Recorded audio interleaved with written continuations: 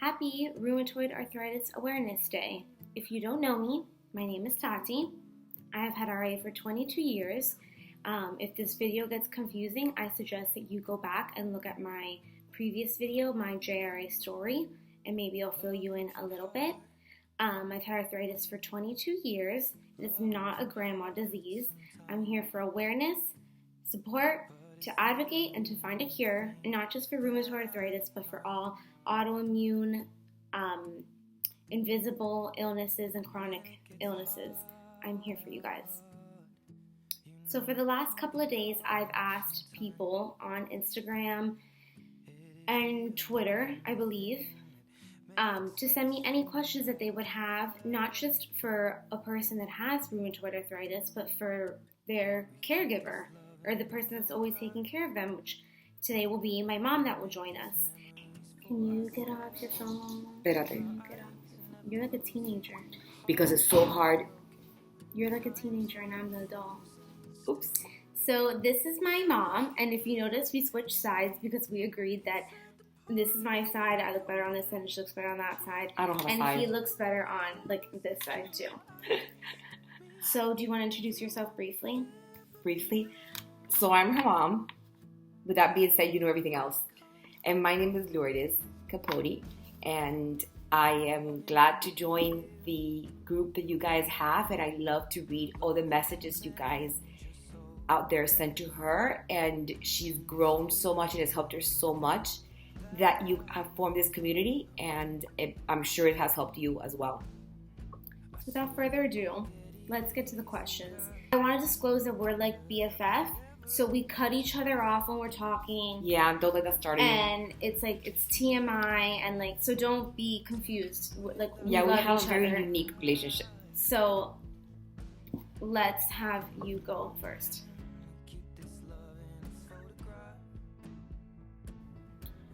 I don't think so. I don't think she was ever going to be into soccer. She was always very girly girl. She just wanted to dance. She said when she was little, she said she had 3 goals: to be smart, to be pretty, and she wanted to be a dancer. She was 3 years old when she said that. Really? So, yeah, you said that those were your 3 goals. So, she never really wanted to be doing sports. So, I don't think, it changed for her. As for me, my goals for her, of course, it didn't change. My goals for my kids is always just to have them be happy, be a positive role model to society and to those around them, and do you. I just want them to be happy and to generate a good, positive energy to everyone that meets them. When I was younger and I should not have access to pill bottles, she, of course, she dispensed them, like Pez. And I was drinking pills young. I wasn't afraid of pills. But then she was throwing pills at age 3, actually. Yeah, I was not afraid of them.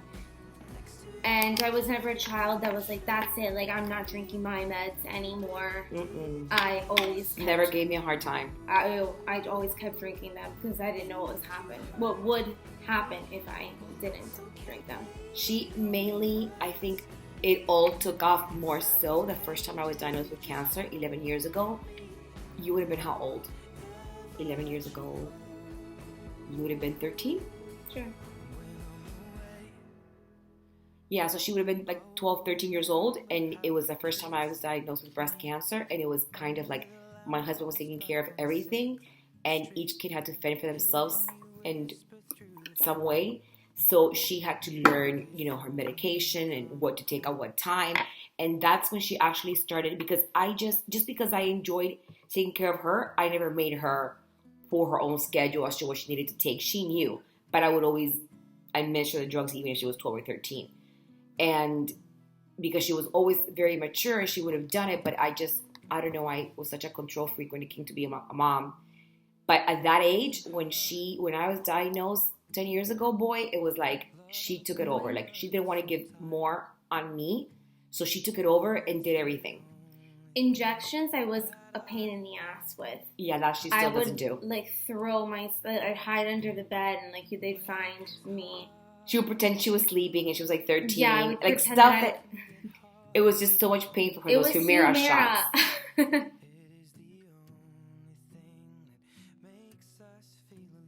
Because we're BFFs. I think that we were like raised at the hip. Yeah. We're close, and I always wanted that relationship with my daughter to be close. Like BFF. Yeah, like real BFFs.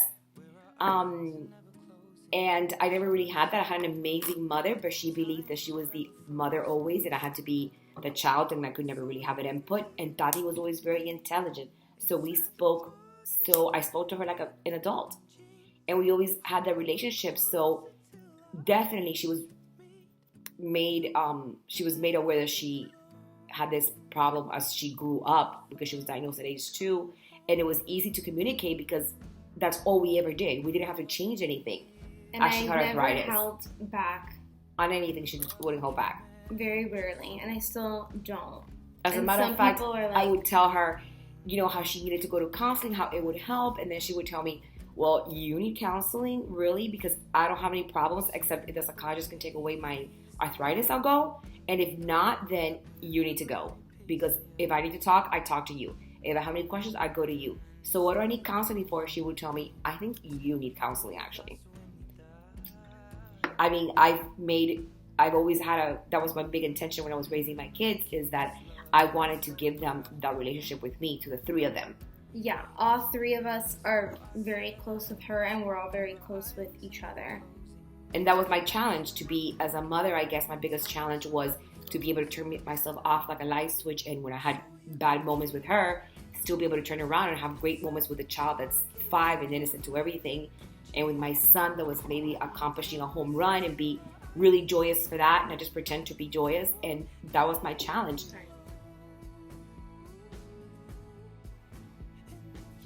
You could say physically and mentally.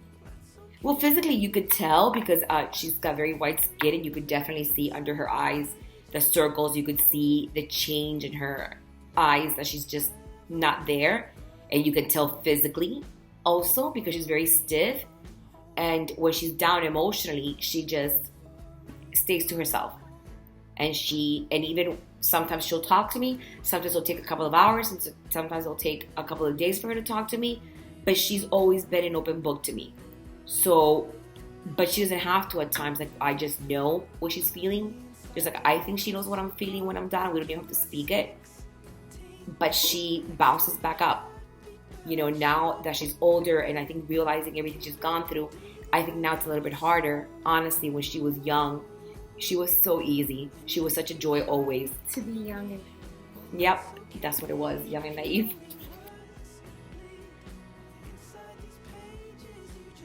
Like, on the bad days, we accepted that it was a bad day, and we do. It's still have those. We still do this. It's a bad day, and we accept it, and we kind of, lounge around. Yeah, and then on the good days, we would always just like give them hell, like, and have fun. Yeah, like we would go like full throttle, even if we knew we were gonna like pay for it the next day. We're like, whatever. Yep. Who cares? I think that you imitate what you see, and I think that my parents have always been happy and positive people. That's true. I'm all about, forget about making lemonade with lemons. I'm all about making chocolate cake with lemons. How do you do that? Trust me. You get to the point that you can do it, because I think I do it. So she's right. I think once they see that, you kind of follow how I am. I don't get that expression. I'm all about when you get lemons, get vodka. Oh, make lemonade and then pour vodka. Make lemonade and then pour vodka. Make lemonade and then pour vodka.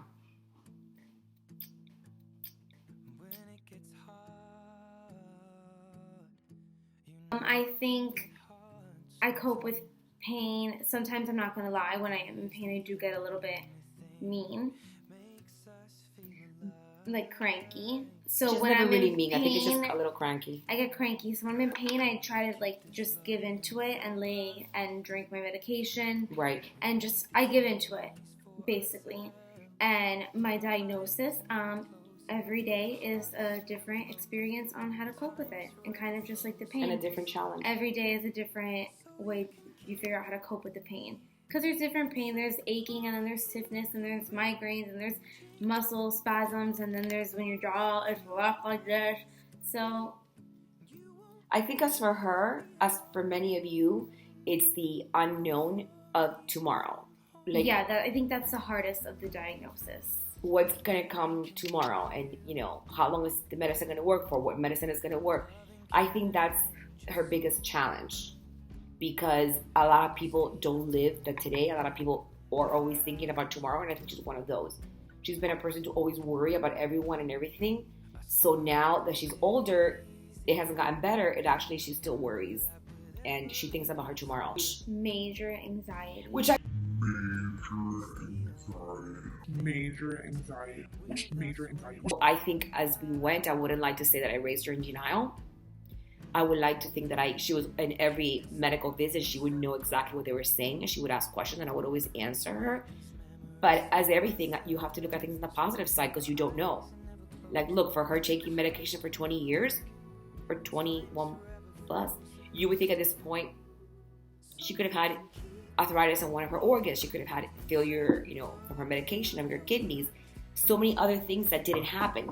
And if I would have worried about that when she first got diagnosed and started taking all those steroids and that medicine, oh my God, I would have been worrying about something like they say that worrying is paying for money that you borrow, paying interest on money that you did not borrow. So if you think about that, I would have been worrying about that for nothing. Did you ever have to take anxiety medication? No. When I was younger? No. It was so much? No. Because you didn't know that kids could even get arthritis, and you never had to take those anxiety pills? No.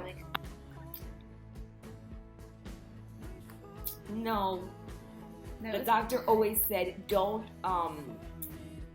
be easy on her, because she'll be in remission from the arthritis, but she won't be in remission from being a bratty kid. And then you're going to raise a bratty kid. She was never like that. And I was never in remission. So we have a kid that's not in remission with arthritis and being a brat. She was never difficult to discipline, honestly. She never really was a hard kid with difficult things, or I had to put her on timeout. And of course it's different. Of course, whoever tells you I disciplined them evenly, no, I didn't. Maybe I was too tired to rebel. I'd be know. I'll just sit here and you guys sit that one through.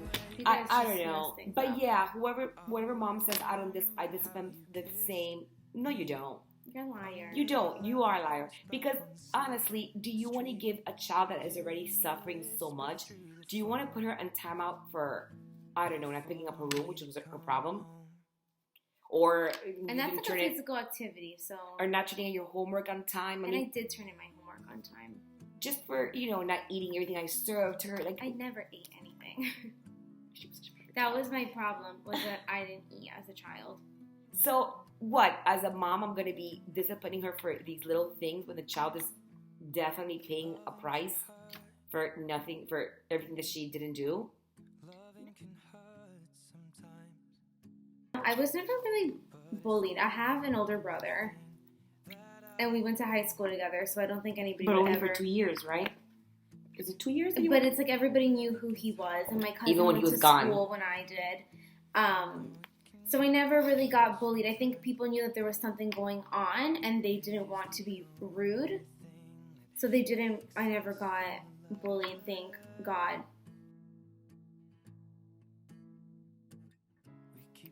I think I've answered that. Yeah. How I've kept you... And if there was ever a really negative, bad doctor's appointment that was traumatizing, it was this is not going to be how you remember the day as a traumatizing doctor's appointment. Yeah. Instead we're going to all go for ice cream or have pancakes for dinner or some kind of diversion. So I would not remember, this was the day that really sucked. I remembered it as something positive. Else. And I used to love precious moments, those little figurines.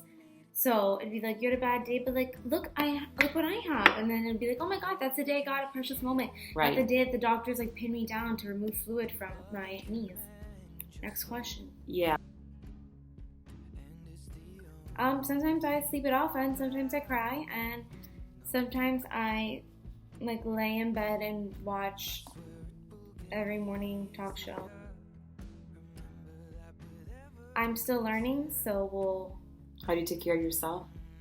By self-care. You need to be good to yourself, I think. I know, but that's like easier said than done. So like I reward myself whenever I think I've had a challenging day. I used to reward myself with food, and then like you gain weight, and that's not good for you. And now you're gluten free. Yeah, now I'm gluten free. So what do I reward myself with? But reward yourself like maybe when everybody should be out doing something, you could watch. You know, that's not. They're saying care for yourself. Oh, how do you care for yourself? I'm working on it, and I'll get back to you. I never had to shower you when you were older. I showered her when she was younger, but whatever she needs. Oh, yeah. She wouldn't shop, but you would, like, chaperone me. Like, be, like, right next to me in case. Yeah, exactly. Before, because times have changed. Before, I don't know, I always loved one-on-one time with my mom. I always did that with the three of them. I think that when you're a mom, you have more than one child. They love one-on-one time. And we would love to shop, and I'm very girly in the things that I do. And she would, like, brush my hair all these ways, and she would put makeup on me, and, like, I always, like, loved that stuff. And even now, things that we do together, like, we just, like, to, like, lay on the sofa and watch, like, Bravo. It's, like, a good hobby. Anything we do together is good. Yeah.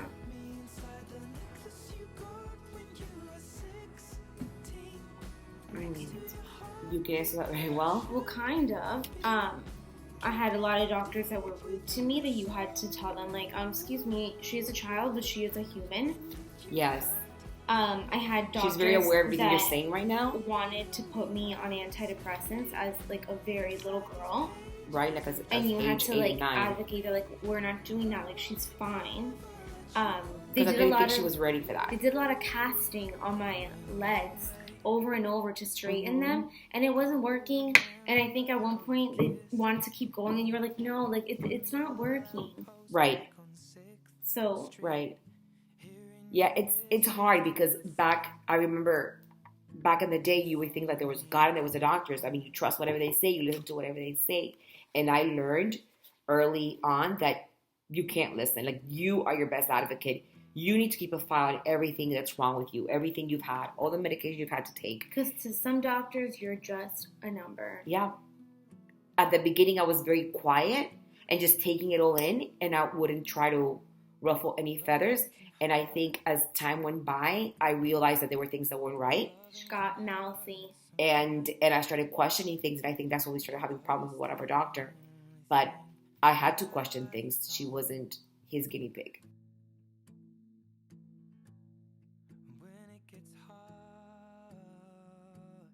Okay, so protective I am, not because she's got arthritis, but because I am like that for the two other kids. I'm just a protective mom, and my son moved out, and whenever I have to give my 2 cents, I will, and I'll call him up and tell him. I don't hold back. Every day. We all talk to him. Yeah. He lives 15 minutes away. So that's just a relationship that we have. Yeah. Do you feel you're still protective? Absolutely. But again, it's not because she's got RA. It's just because I am very overwhelming as a mom. I can share a small anecdote. In kindergarten, I would, like, refuse to eat my food. And I would kind of always feel like somebody was watching me, but I was like, you know, it's just in my mind. And one day I really looked up, and my mom was, like, creeping in the cafeteria, like, you know, hiding behind tables to make sure I was eating my lunch, because every day I would throw it away. So was she overprotective? Yeah, she was sneaking, watching me eat my lunch. But now you kind of let me run free. But you watch me. As, like, sucky and awful as you think it is that times a million. It's that bad? It's so, I mean, yeah, it's so sad. It's terrible. But for every, like, very dark time, you somehow find, like, laughter in it. So we have a lot of joy at home. So we're fine. I'm fine. We have a lot of joy at home, and, you know, no one comes with an expiration date, bottom line. So I have stage 4 cancer, so I live with it every day, and when I have a good day, I don't even think about it. Do I think about it every day? Do I carry it every day? No, I really don't. She doesn't. I don't worry about much. My advice for anyone going through anything, RA, cancer, anything, is just be present. Just live your moment. It's harder than it It's not that hard. It's kind of hard. It's kind of hard. Stop ruffling about the chips. Sorry. Can you make the dog stop barking? Sure. Can you bring in the hair and makeup team? Sure. Yeah, we have good men that takes care of us. I think I was diagnosed very young, so I've been open with everybody that I've met. I mean, You've as always open been as I open. could possibly be as like a child, because I wasn't super, But still now you're open. Like yeah, whoever and now asks, I think I'm even more open and eager beaver to tell people things. And right. then It's a big step for her to go to be online and be talking. All yeah, this, I'm like super because vulnerable it's on the not internet. only to strangers, but it's to other people that may know her, and she's never one to share how bad her days are. So now those people that know her socially really know how bad her days are. Suffrage. But And she's never been so open about that because she doesn't want to hurt anyone. I've had the same friends for a long time, and I already said that they're great, and so is my family. They're always great. So, but in terms of losing friends and family or boyfriends or whatever, I like to like just kind of get everything out in the open, and then if like somebody can't take She it, overshares. like to I the say. left, and it saves. I think it saves. She calls me, it telling the truth. I call it oversharing because I I only think need to it share so much saves at the me beginning. time. But that's what she says. I'll get rid of you if they're gonna run, faster. let them run now, not 6 months from now. Yeah, when I'm not invested in them. So I respect that. I wouldn't do that, but whatever, she does it, and it's worked for her. And no one has ran away from us because we're sick. I guess we've always been blessed to have been surrounded. I can vouch for that. Oh, my husband said he wants to run. No, he didn't. No, he No. didn't. I guess we've been blessed enough to have good people in our lives, that the people that love us have not run. On the contrary, they're more present themselves in our lives, and that is a gift on itself, to have people love you to such extent. Several things. One is it's not for old people. Children get arthritis too. Mm-hmm. Two is that it can change at a moment's notice. Like I can be sitting here fine, and then the next thing I know, I have a fever, or I'm swollen, I don't feel well, and I'm stiff. And I think that's what people don't understand. But you were fine 5 minutes ago. You were shopping. Yeah, so it makes, and you know, they see that I do things like, oh, like you went to the zoo this weekend, like you're clearly fine, but it's like, no, like the next day I was in bed all day. So, yeah, you can't judge a book by its cover. Right. Basically, especially with, not just with RA, but with all invisible illnesses. Right. Well, I get told that I look better than, that I look okay, that I look, I don't know, maybe they're just trying to be nice. Yeah, they're trying to be nice to us. I don't know. I think you look good. I think you look good. You clean up nicely. Makeup is good for you. Thank you for everybody that submitted questions. And this one? Oh, we answered that already. Oh, love you guys. Thank you for asking me questions. Thank you for wanting to include me. I was so thrilled. Thank you for your support always. And thank you for all of our angels that help us all the time. The ones on the internet and the ones that are like human in life form here. Yes, we have many angels around us. And we know this is a long video, but thank you if you watch the whole thing. And please subscribe. And I promise the next one will be a little bit shorter. So, and we'll have more guest appearances. But she's happy to be here. I am very happy to be here. Thank you. And thank you for making every day better for my daughter. That's what it's about. Cheers to that. I'm not drinking a Moscow. It's I'm not a drinking Moscow water. Mule, she's drinking water. I'm pretending.